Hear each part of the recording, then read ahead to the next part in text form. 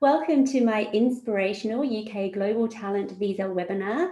Today's the 22nd of October, and it's an inspirational webinar because what I do is I interview my successful clients for the Global Talent Visa endorsement process. So what will I be talking about today? I'll be talking about the Global Talent Visa, the Stage 1 endorsement application and process. I'll also interview Christo from South Africa, who's just received his endorsement for exceptional talent. And we'll do a Q&A with Christo as well, and you'll get to ask all your questions to Christo if you're in the middle of your application and learn from his journey. I'll also give you an e-gift for coming today. I know you are, working from home, and just to give you a thank you gift, and it's a little ebook that I created just for you to help you along your journey. Just a little bit about myself. My name is Michelle Hewer. I'm Australian Vietnamese. I'm the founder and CEO of Made with Glove. It's a UK wearable tech company designing heated gloves. I'm also a consultant for the Global Talent Visa endorsement process. I've been doing this for about 4 years now, and because in 2016 I was a recipient for exceptional talent, and back then not a lot of people knew about the exceptional talent visa, which is what it was called. So I became the Tech Nation Visa Ambassador, and through that, what I did was I just helped people along with their journey on receiving their endorsements as well. In 2019, so last year, I received my indefinite leave to remain, and then shortly after I received my British citizenship. So my immigration journey has ended, thank goodness. It only took 7 years and 3 visas, but I got there. So I spent 7 years in the UK, lived in Manchester and Newcastle, so the north of England. I spent a lot of time down in London because obviously, London is the place to be in tech, sort of, but don't discount the north of England as well, and that's where I base myself. It's such a great collegial environment up north. I spent a lot of time down in London because I ran events and organised a community down in London, but Manchester and Newcastle, just as vibrant tech community up there. Before I started my journey as a tech entrepreneur, I was an Australian solicitor. I was a commercial properties law solicitor in Perth, and did that for about 7 years. How I started this whole journey of helping people with their Tech Nation visas is I wrote a blog about my journey. As I said, not many people knew about it, and I wanted to share my story because, when I did it, I didn't know anyone who had got it. So to help others, I wrote a blog, and that blog went viral. And in the end, I've helped over 200 tech entrepreneurs, senior execs, and tech employees. My success rate is about 80%. I think the reason is because I've been through that journey and I've helped so many people. I also help people with appeals as well. Not everyone gets the endorsement, which is unfortunate, but that's the reality. The endorsement rate is about 50 to 60%. But having looked at all the feedback and drafting appeals, my job as a solicitor back in my previous life is I had to convince judges and convince them of my clients' cases, and that's what appeals are. It's really about convincing the assessor why you deserve to be in the UK and why the initial assessor made a mistake. My clients include people from WhatsApp, Sony, Tata Communications, LinkedIn. I help startups, CTOs, CEOs, UX designers, and graduates. So I've helped quite a number of different types of people with different skills and different roles. And just a quick disclaimer, I only help with stage 1 endorsements. I'm not affiliated with Tech Nation or the Home Office. I am part of the Tech Nation alumni, which I'll go through in a sec. So what is a Global Talent Visa? It used to be called the Exceptional Talent Visa. It's a special visa that was introduced to allow highly skilled tech entrepreneurs and talent in the field of digital tech the ability to apply for the right to live and work in the UK for up to 5 years. It's a 2-stage process where the applicant must be endorsed by Tech Nation before they can apply for the visa. And to be endorsed, you need to meet the strict criteria set by Tech Nation before you can apply for the visa. And it's more than a job application. When you see the criteria in the documents, it looks like a job application, but it's just one step further because you need to be endorsed with exceptional talent or exceptional promise. and I'll go through that. If you Google hashtag TechNation Visa, you'll find more information about the Global Talent Visa in digital technologies. Benefits, loads of benefits, and these are the reasons why I applied for the Global Talent Visa. I was on an entrepreneur's visa which was expiring, and this came up luckily, otherwise I would have to go back to Australia, and I didn't really want to do that. So the Global Talent Visa gives you the freedom and flexibility to live and work in the UK for up to 5 years. It allows you to apply for indefinite leave to remain and British citizenship. So if you get exceptional talent within 3 years, you can apply for an indefinite leave to remain. And if you get exceptional promise, you can apply for indefinite leave to remain within 5 years. You can bring your dependents with you. So if you have a husband or wife or children under 18, they can come with you under this visa. You can also register a UK limited company, which is really great because I've helped students with this visa, and with their existing visas, they can't register, their startup. So I think this is really, really good route for them. And then they switch over. You can also work for a tech company without the need for a company sponsorship. And this is really important because I do help a lot of people from abroad and they want to come to the UK, but they can't because they don't have visas and they don't have companies to sponsor them. Whereas if you apply for the Global Talent Visa and you get it, it sticks with you. It's attached to you, so you don't have to rely on any company to sponsor you. And this is one of the great things that, why I got it as well. I had a startup. Well, I've got a startup. I took a break from my startup. I went and worked for a university, and that was absolutely fine because the visa was with me. I also worked for an IoT accelerator. I was a community manager there, so I was able to do that because I had my own visa. And the great thing about the Global Talent Visa, it's very cost effective. I've had 3 visas in the past, and they were all in the thousands, whereas the Global Talent Visa is in the hundreds. So, that's a really good thing. Just quickly, stats. You can see that, a majority of people who are applying are from USA, India, Nigeria, Canada, and Russia. And these are just the stats. It's not to say the other, countries, people from other countries don't apply and don't get it. It's just these are the major stats. There's a 50 to 60% endorsement rate. So, roughly 1 in 2 get through, but then, you can still appeal. And then, if you don't get it still, you can resubmit. And that's the beauty about this process, is there is an opportunity to resubmit and restructure your application. I've helped loads of applicants with that. Over the years, I think it started in 2014. There've been over 1,500 successful recipients. And I think the main reason for such a low number is because when I applied, they only allowed 200 endorsements per year, which isn't a lot. Every April and every October, they opened up 100 endorsements available. So, but now, just more recently, they have changed it and they've increased, they've just deleted that cap. There's no cap. If you apply and you meet the criteria, then you can be endorsed. So you don't have to worry about the cap anymore. So hopefully these numbers will increase in the next couple of years. There's a 70 to 30 female-male split, and that's just what the stats are saying. It is a tech visa, so obviously tech is a male-dominated industry, but hopefully with my diversity work and gender equality work in the UK, I'm hoping to have more women apply and get endorsed. I'm also part of the TechNation Visa alumni, which means once you receive your endorsement and you receive the visa, you can be introduced if you want to, if you can ask me, or TechNation allows you to come into the alumni group. It's a group of us that's received the visa, and we have monthly online events. Susan, who's my friend, she runs it, and it's great. You get to meet, you've got a huge community in there who can help you with your transition into the UK as well when you get here. Okay, let's have a look at the stats so far. In 2017, there were 450 applications. These aren't endorsements, these are just applications. You can see in 2018-19, there was 650, so 200 more. And 19-20, look, there's more than 1,000. And I think another reason is that for the increase is because, more people started to know about it. People who were being endorsed and getting the visa were writing about it. There were blogs, there's ambassadors, it's more about the promotion. So, go out and spread the word and tell your friends.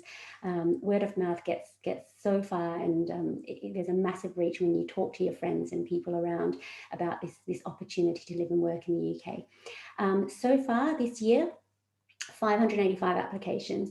The only reason why I know is because my client only just submitted, and when you submit, there's a number, and that tells you how many applications. Now, these, the 585 applications is from April, so it starts from April of each year. So, we are pretty, much on par with last year's stats. I think it will increase this year. It was a bit slow during COVID, but, now people are still applying.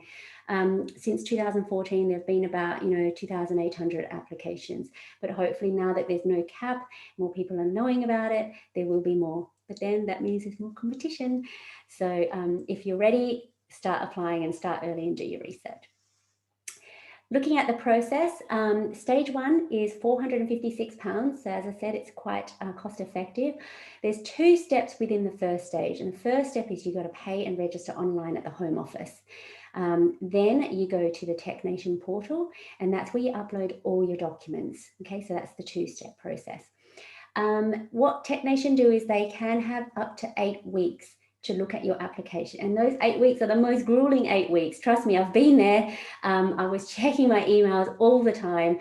I also had to check my spam. So always, this is now a chance, just keep looking at your junk inbox.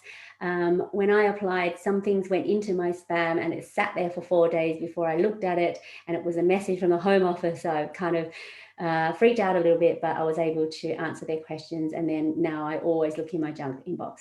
So they've got 8 weeks. During COVID though, they've been providing decisions, quite quickly. So some as little as 24 hours. But generally it's about 3 to 4 weeks I've seen on average. So they have gone well below their 8-week decision. So they can tell you either you're successful, which is great. It's just an email saying you meet the criteria. You can go on to stage 2, or you're unsuccessful. And if you're unsuccessful, it's okay, because you can appeal the decision. You've got 28 calendar days in which to respond and convince the assessor, the new assessor, that the first assessor made a mistake. And then if you do apply for an appeal, it's free, there's no charge. They have 28 calendar days to come back to you. And then if you're successful, you go on to stage 2. Stage 2 is the actual Home Office visa application stage. That's £152. Again, that's in the hundreds, so that's pretty good. You've got your biometrics, which is, for me, it was $19.20 at the time, so £19.20. I don't know if that's changed. But the immigration health surcharge fee, that's the bigger fee. It's a health surcharge fee. When I applied, it was $200 per year. It then increased to $400 per year. So if you've got on a 3-year visa, it's 400 times 3. But come 25th of October, which is just in a few days' time, it's going to increase to $624 per year per person that applies for the visa. So that's the only, big fee, but it's something that everyone has to pay. And then you've got 3 to 8 weeks for them to make a decision for the visa, and that's that. They do their criminal record checks and everything, so that's a proper visa application. For me, it only took 2 weeks, and that was only because I missed the post when my passport arrived, so I had to wait. But generally, stage 2 is quite quick, hopefully for you as well. So for me, it wasn't too bad. So just looking at the eligibility criteria, although it is a tech visa and tech endorsement, if you have a business skill, you can apply as well. So these are the skills that TechNation have listed. It's not exhaustive. So if you have a look at these skills and you don't fall within this list, it's okay, because TechNation understand that the tech sector moves so quickly. You can still apply if you don't fall in. Just pick the one that's closest to you, and then it's up to you to convince the assessor that you fall within this. Also take note that the following specialisms aren't considered suitable. I do get these questions a lot. Technical or management consultants, definitely. They've actually specifically mentioned this. This has gone through a lot of iterations over the years, but now they've really said any technical management consultants shouldn't really apply. Those who work for tech-enabled or service companies, such as agencies or outsourcers, you know, you just have to have a double check of this. If you fall within it, have a chat to me, and then we can see whether or not you really can't apply, or, you know, it depends on your situation. Let's have a look at it. It's a grey area. So just quickly over, let's look at the criteria, the categories you can apply for under talent or promise. As I mentioned, if you choose talent, you should be over 5 years experience. So, you know, you should be a leader in your field. You should have, you know, a lot of credentials behind you. If you're under 5 years in the tech sector, you should go under exceptional promise. The main difference between the two is under talent, within 3 years, you can apply for indefinite leave to remain, but under promise, they make you wait for 5 years before you can apply for indefinite leave to remain. This has been clarified over the years. When I applied, they just told us to tick one, but they didn't tell us what they actually meant. So I just ticked talent because it sounded better. But luckily I did get it. And then a year after that, they decided, okay, those with talent can apply for indefinite leave to remain after 3 years. And those with promise, you have to wait for 5 years. At the time, I didn't know, but luckily now they've clarified everything. It's so much better now. I'm so jealous that you've got all this new information, but, you know, back then we didn't have any of that. So the criteria, you've got 2 key or mandatory criteria which you have to meet. The first criteria is the innovation criteria. So you have to show that you've got, you know, you've worked on innovative projects, and you have to explain how is it innovative and what is innovation. And the second criteria is, if you don't have enough evidence for the innovation criteria, you can provide that you show proof of recognition outside of your immediate occupation that advances the digital tech sector. For me, I chose this one because I was very active in the tech community. I was able to provide proof that, you know, I advanced the digital tech sector by sharing my knowledge, by running workshops for girls in STEM and women in tech. So those are the types of community building work that you do outside of your actual day-to-day job. There's 4 qualifying criteria, of which you only need to select 2 from. The first one is about significant contributions or impact to a product-led digital technology company. You've got to show evidence of potential leadership, or, you know, actual leadership, because if you're going for talent, that's the difference, is leadership versus potential leadership for promise. You have to show either, you know, you've got continuous learning or mastery of skills. And this one's the easier one, because if you've done any certifications or if you've learnt on the job, you can provide proof of that. And then the 4th one is academic contribution. So if you're developing quite an innovative project and you're working with a university and you're making academic contributions, then this is the criteria that you would select. But you only need to select 2 out of the 4 criteria. Okay. So all up, the documents that you need to produce are 15 documents all in. You need to provide your CV, you need to provide a personal statement, which I like to say professional statement, about your achievements in the digital tech sector and how you can add value to the digital tech sector when you get here. And then you need to provide 3 letters of recommendation by experts in your field. And then the key and qualifying criteria, which I've just explained, you need to provide 10 documents for those. So because you've got, there's 6 criteria which you need to choose 3 from, you would put the 3 documents per criteria, which makes it up to 9 documents. And then you pick 1 criteria that you're stronger in, and then you just add an extra piece of evidence there, which makes it up to 10. Try to make it up to 10 documents. I know a lot of people ask, do I have to make up the 10? Yes, try to, because you want to meet the criteria, okay? And the assessor wants to make sure that you meet each criteria that you select. And you can only provide 3 pages each per document. Okay, so 3-page CV, 3 letters of recommendation, it needs to be 3 pages. Your personal statement can only be 1,000 words or 7,000 characters. And your 10 documents need to be 3 pages each. So all in, 15 documents, 3 pages is about 45 pages, so that's a lot. So it is almost like a PhD of your career history. So my top tips are to start preparing early. Some of my clients, they don't fit the criteria right now, but if they start preparing early, they can meet the criteria because I know what the criteria is. It's just trying to get the documents ready. So I've had clients that I'm working with, 6 months, 12 months ahead. Also consider your future plans in the UK, because in your personal statement or your professional statement and your letters of recommendation, they all have to say what your future plans are in the UK. It's not good enough to say, I'm going to figure it out when I get to the UK. I just want to live in the UK. They want to know how you're going to do that. Start talking to people and just working out your steps and your plans and how you will get to the UK and what you will do when you get here.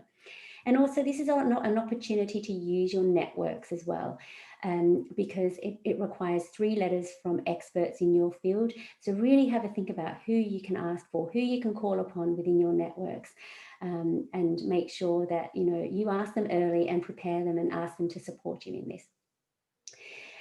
There's a specific date, January 2021, the big B word, the Brexit word. EU citizens can apply for the Global Talent Visa post-January. So that again means more competition, because at the moment, if they're in the EU citizens are in the UK and they apply for the EU settlement scheme, that's okay. But those who aren't here, who want to come to the UK, they need visas. And this is an opportunity for them to apply for the Global Talent Visa. And, with my stats, I told you, people from India, Russia, Canada, Australia, US, they're the ones that are coming, but post-January, there's going to be more people from the UK coming. Okay, so as a thank you, this is my ebook, which I'll share in my newsletter tomorrow. And also, if you've got any questions as well, you can also ask in the chat and the Q&A. But on Monday, I do an office hours, 15 minutes, complimentary. If you've got any questions, if you just want to ask me a few things, schedule a time in between 12 and 4 on Monday, and I can certainly answer any questions. So just pop it in the chat to say, yes, I want to, and I'll email you separately. Mondays for me after the webinars are very busy. It's almost like a doctor's surgery where I have 15-minute blocks so I can answer all your questions. And this is a service that I provide free for you because I've been through the process. I know what it's like. So if you just need a few questions answered, I'm here to help you. Okay. And then finally, I've got one webinar that I will run next month. I do these every month, but save the date, the 5th of November. I have given you a quick snapshot about the Global Talent Visa and process, but on Thursday, the 5th of November at 1 o'clock and 5 o'clock BST, I go through it in a lot more detail. So please do sign up. I will put it up on Eventbrite today or tomorrow, but it'll be in my newsletter so you can sign up. They're very popular. I've done loads of these since COVID. And I get a lot of people signing up just to learn about the process because, there's so much information, and I understand that, people need me to explain it and then clarify a few things that you may have. So I'd like to welcome now, sorry for that, I'd like to welcome Christo now. I know you're dying to meet him, and I'm dying to interview him as well because he's such a great guy, and he received the endorsement within a short period of time, and he'll let you know how long it took him to receive his successful results. So I'd like to welcome Christo. I think Christo is here, hopefully. Hello. There he is. Great. Hi, Christo. It's lovely to see you. Yeah, everybody. Oh, it's lovely. Thank you so much for joining us. I know that you're very busy. You're a tech entrepreneur, and you're very busy, and you received your endorsement. So now you're planning your move to London. But thank you so much for spending some time with us.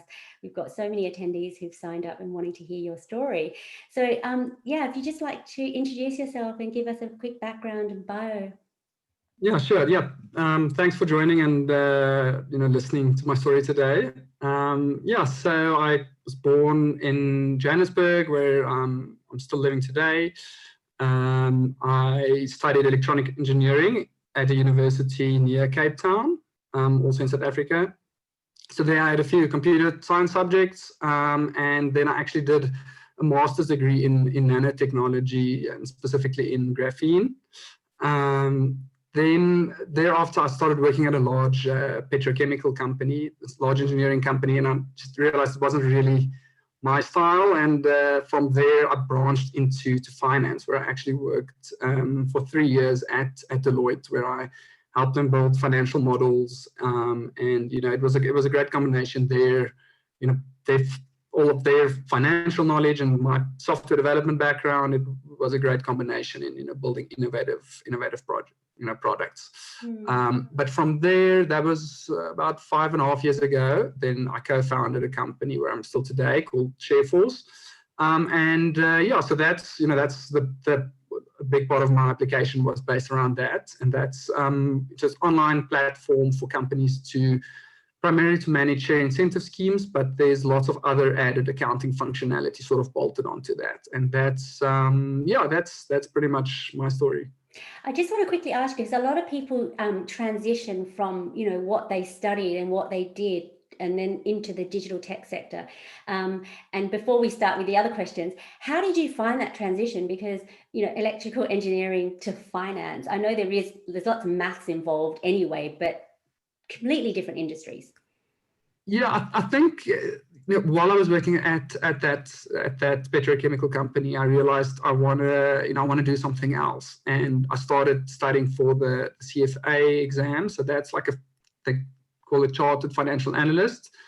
And I realized it's very valuable having two complementary skill sets. A lot of people can write code, but a lot of people know whatever other domain they work in. But I think being able to combine the two, it really gives you an edge above people in both those industries.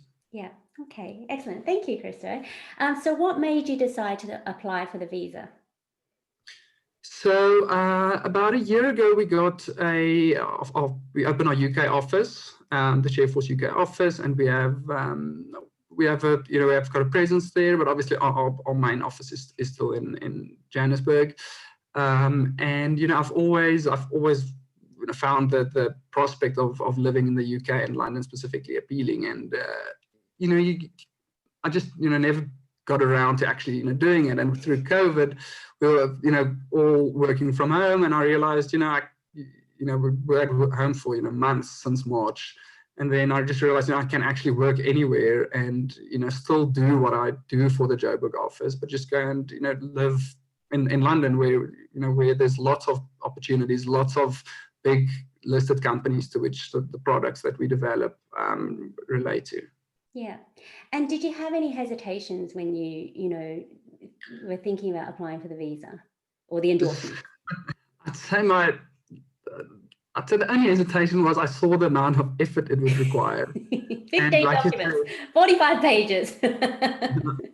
45 pages, and I was just worried that you put in all this effort, because there's really no downside in applying. It's not like there's a black mark against your name if you don't get it, except you spend all this time putting everything together. So there was, would you rather go for one of the other, like the innovator visa or a startup visa, which seemed like it had less requirements, but it didn't have so many advantages. So in the end, I just thought, let's just go for the visa that's got the most advantages, and hopefully hope for the best. Yeah.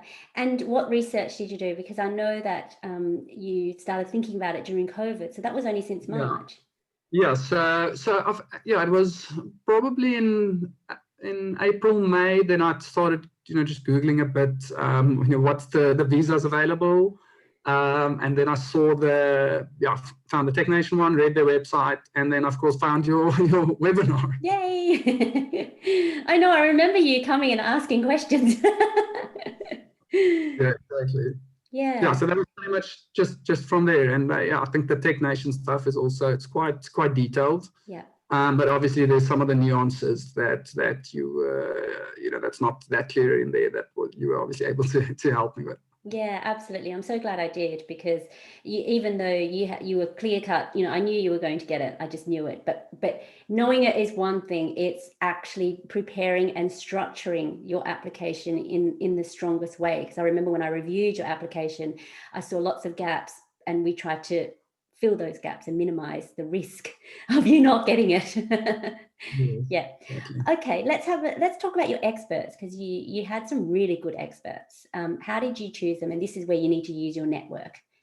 Yes, exactly. So I think I was quite fortunate in that I had 3 people that fit the bill exactly. And the one of them, he's actually, I didn't know that when I asked him, but he actually received this visa 2 years ago. So I don't think there's anybody better to vouch for you than somebody that got it. So that was quite lucky. And then, of course, my co-founder, who works with me every day, and that can vouch for what I did. And then, lastly, one of our partners in the products that we developed, and it's a big company. He's a CEO, and I know him well, and he was also able to write about me.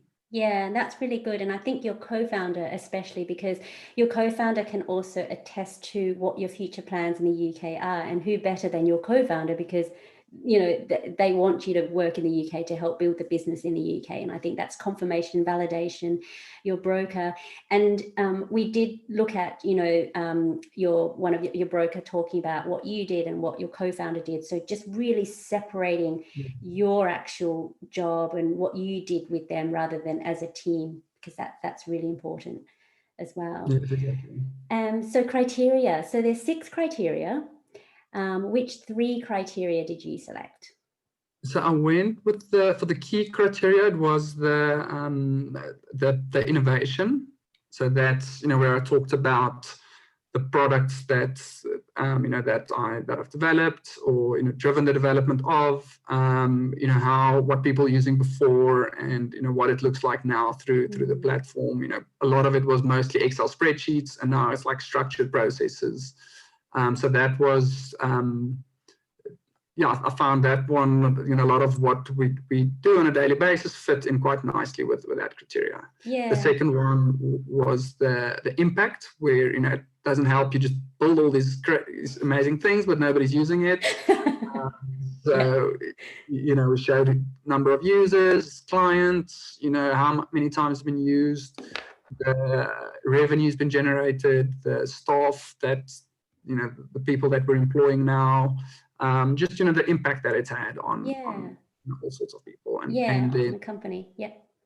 And then the last one was that continuous learning / mastery of skills. So mine was more in the mastery of the skills, because a lot of the functionality that we had to develop, I had to learn that. And so it was sort of easy to show, I had to learn this accounting standard to build the product.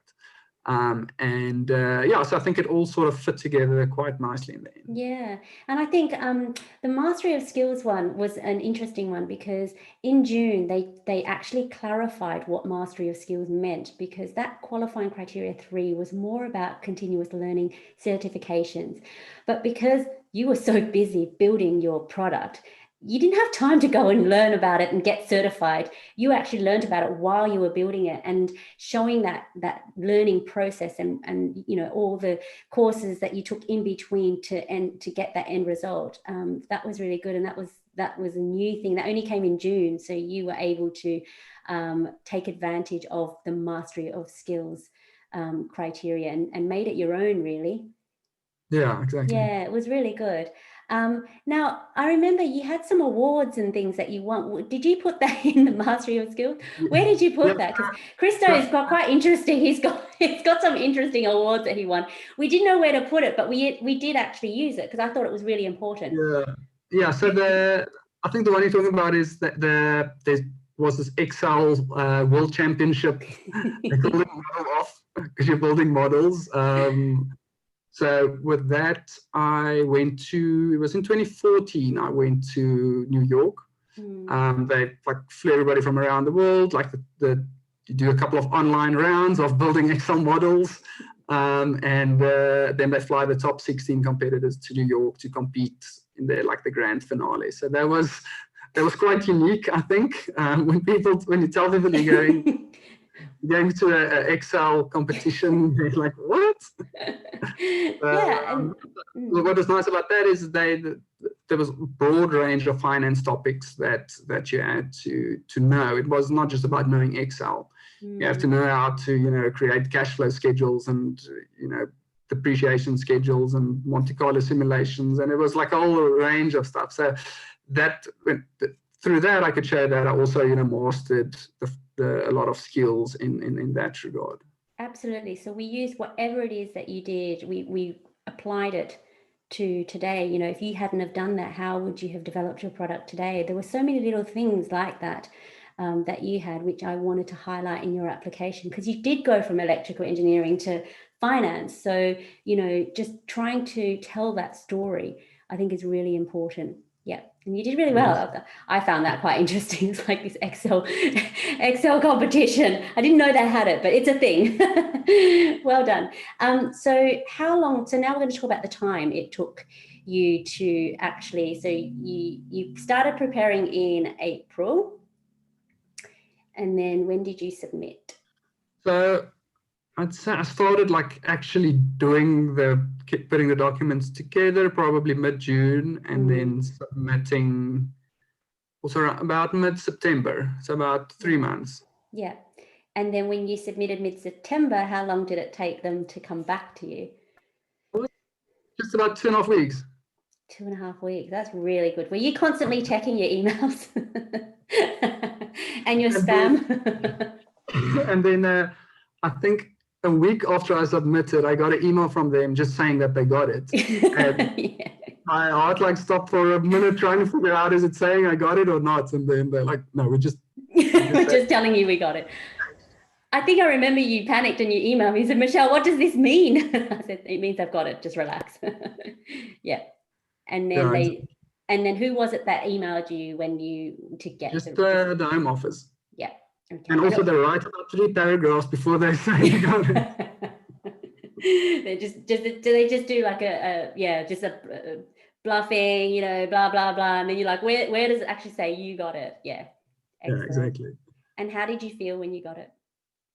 No, yeah, I don't know. It was just like relieved that all this effort paid off, and you know, like just almost like a flood of emotions, because you know, if you don't get it versus you get it, it's like a very big like fork in your life. You know, if you going there, or you know, whatever the alternative would have been.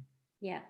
Yeah, I think you put forward a really good. I think after I reviewed it and then you went away for a while, I didn't hear from you for a while, but I knew you were trying to, you know, make sure you filled in the gaps to put forward a really strong application, and I think you did that. Definitely, I saw it at the end. So, yeah, well done.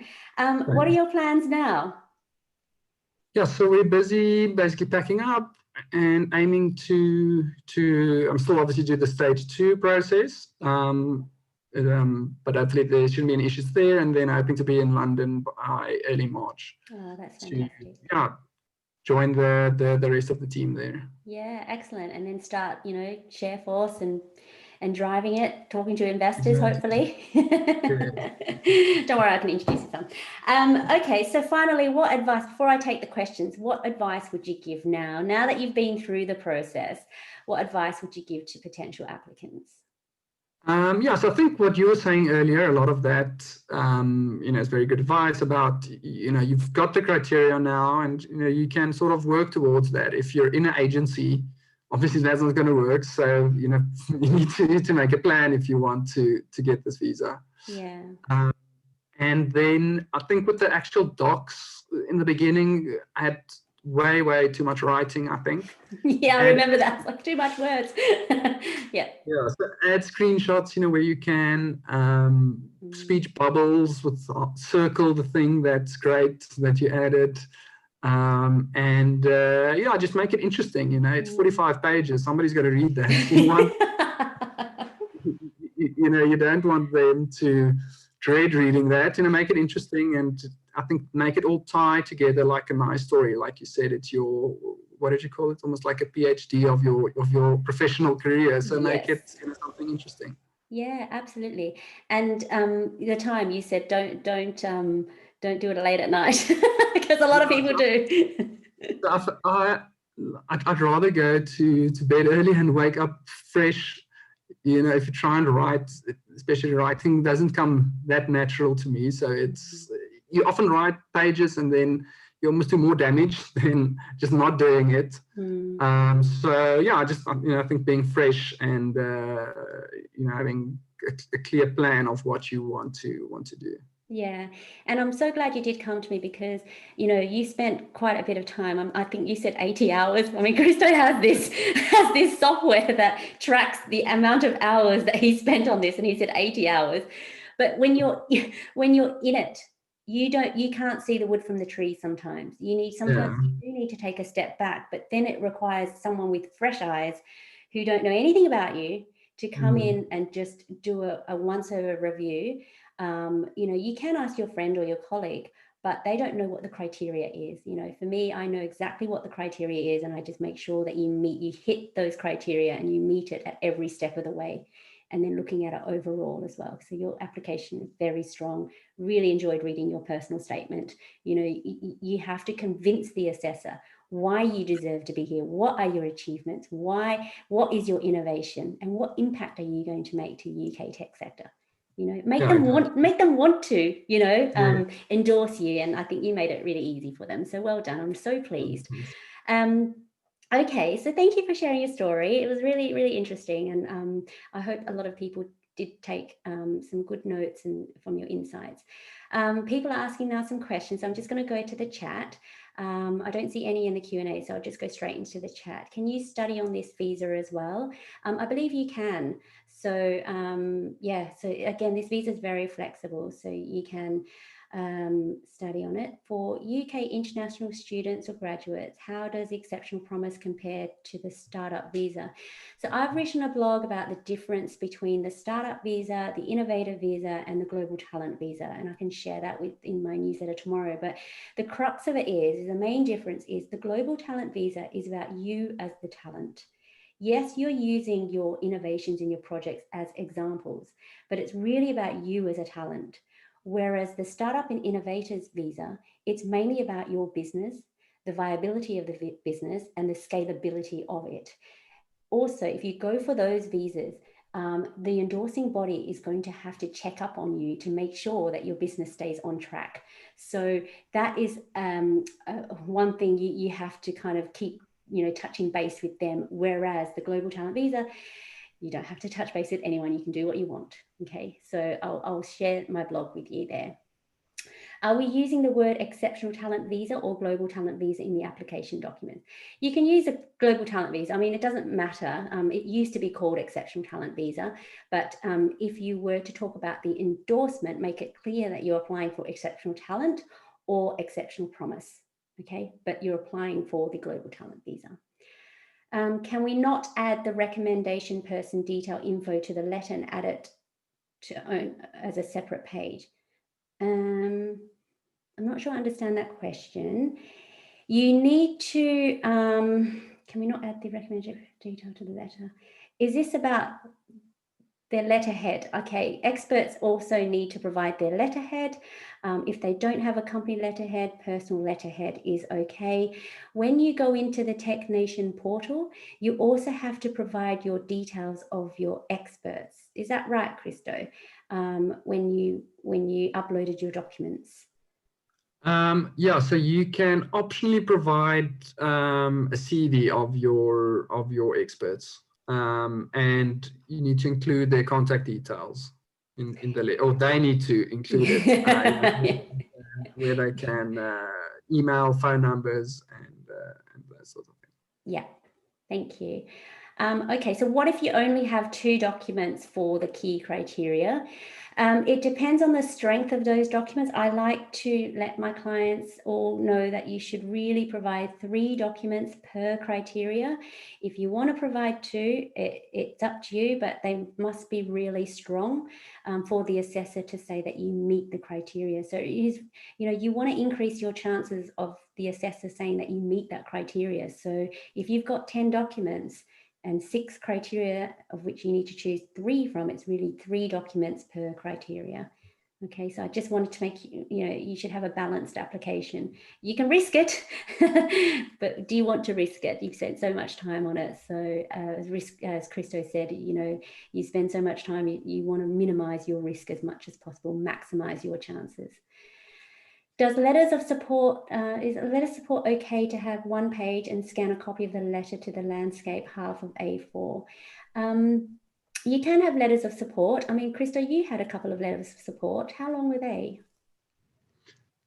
So I had, so the one document, it had 2 letters of support, and then I had I added my own page with like a bit of other info. So it was my own page. Second page was one company, like one of our clients' letters, and the third page was another one. Yeah. But I'm not sure if maybe what they're asking is if you don't have enough space, can you make it smaller and like squeeze more information? So I did that with one document. So if you take the A4, you make it effectively A5, and you can fit in 2 next to each other. Okay. Yeah, I'm definitely. not sure how many times you can do that before they get upset. Yeah. So what I do with all my clients is I print everything out, because you don't know if you can actually see it. You don't know what the assessors are doing. Are they just looking at it online, or are they printing it out? But I always print everything out so I can make sure I see things and it's clear. So yeah, definitely you can squeeze things in. You can squeeze it as much as you can, but don't make it too small that they'll think, okay, you're trying to get through some loopholes and things like that. But I think half a page, yes, you can squeeze it into one. Yeah, make it smaller, as Christo said, but not much more than that. Otherwise, they'll know. How long is this visa valid? So it's, if you apply for talent, it's 3 years. If you apply for promise, it's 5 years. So you can only stay for up to 5 years. Okay. Do you need to be working to apply for the visa?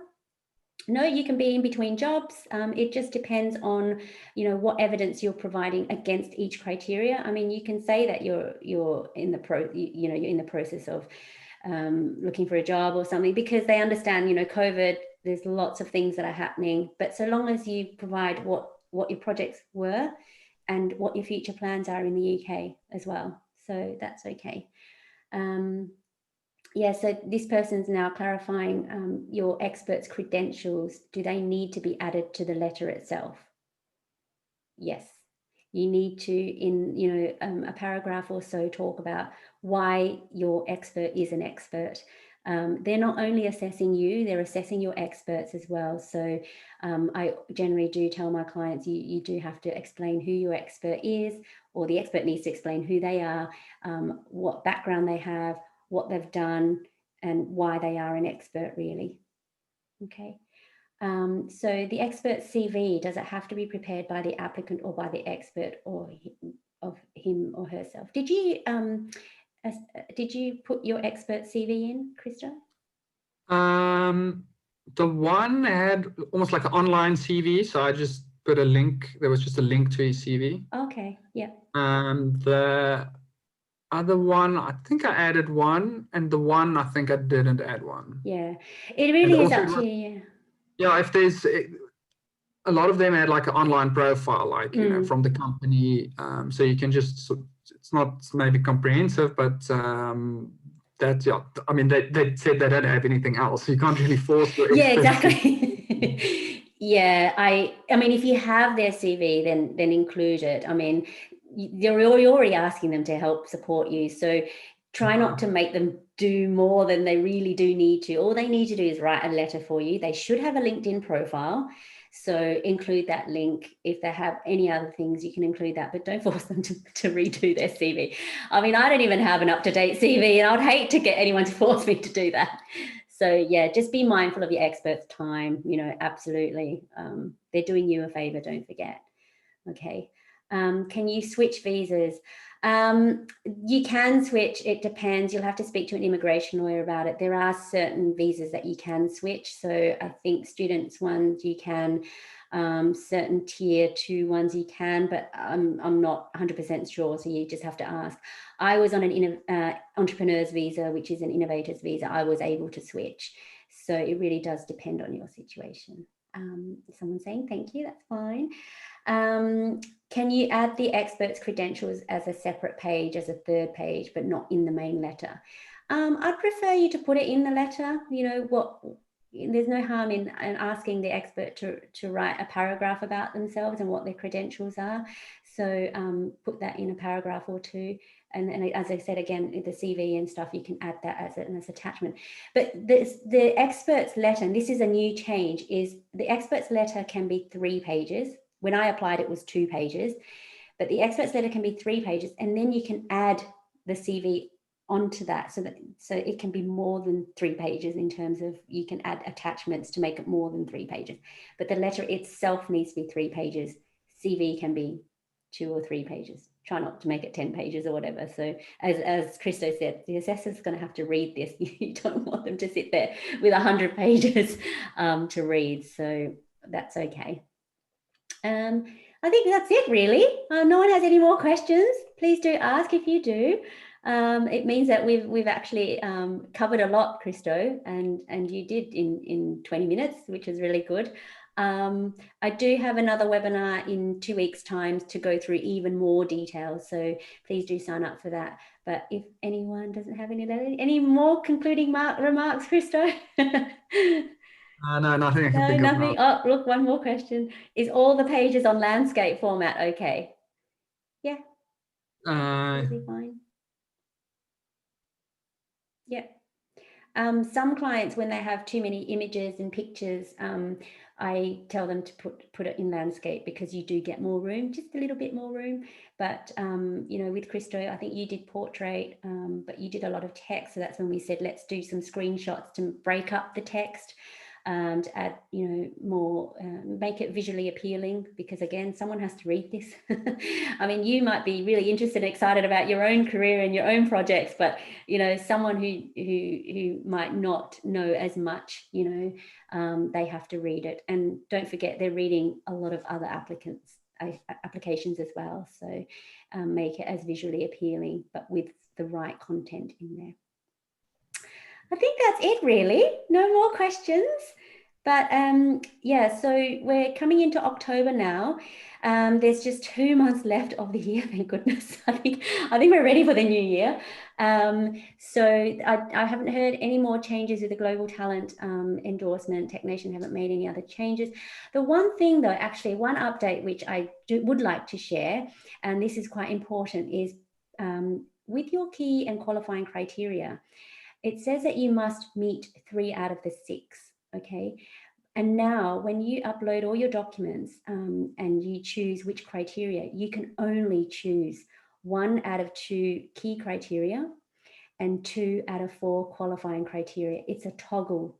Before, you can actually choose all the criteria and then hope and put all your documents in and hope that the assessor will figure it out. But now they've made it really clear. They made it, you cannot select 2 key criteria. You cannot select more than 2 qualifying criteria. So bear that in mind, because before we were able to select 2 key criteria and put, you know, squeeze in as many documents in the page as possible, but they've cottoned onto that. Only pick 1 key criteria and 2 out of the 4 qualifying criteria. The system will not let you pick all of them. Trust me, my client tried to do that. They spent all this time trying to, you know, do 2 key criteria, got letters and everything. And then when they went to upload, they went, uh-oh, I can't do it. So they wasted all that time doing that 2nd key criteria when they weren't able to. So that was a whole waste of time there. So just be mindful of that. The system won't let you do it. So don't try. So yeah, so hopefully that's enough now. I think we're 2 minutes to go, but if you've got no more questions, let me know if you do want to book in for Monday's office hours. You can email me or just put it in the chat and sign up to my webinar on the 5th of November. But yeah, thank you, Christo. I'm so excited for you. I'm so glad that it all paid off. You know, I know that was a huge risk, and you know, it's not just you, it's your family as well. So Yes. yeah, now you're able to give them a bright future in the UK, and best of luck with your company. I'm so excited for you, and I'll see you on the other side. And I know this is not the end. I'll always try and help you wherever I can. Wait, one more question. If the visa gets rejected, is there a refund? No. I'm sorry, there is no refund. So yeah, once the endorsement stage anyway, I do know that if you pay your 456, if you don't get it, you can appeal, which doesn't cost you any money, but if you don't get it, unfortunately, you have to resubmit and pay that fee again. Okay, great. Thank you so much, Christo. It's really lovely to see you. Yeah. Okay, guys. Bye. Bye.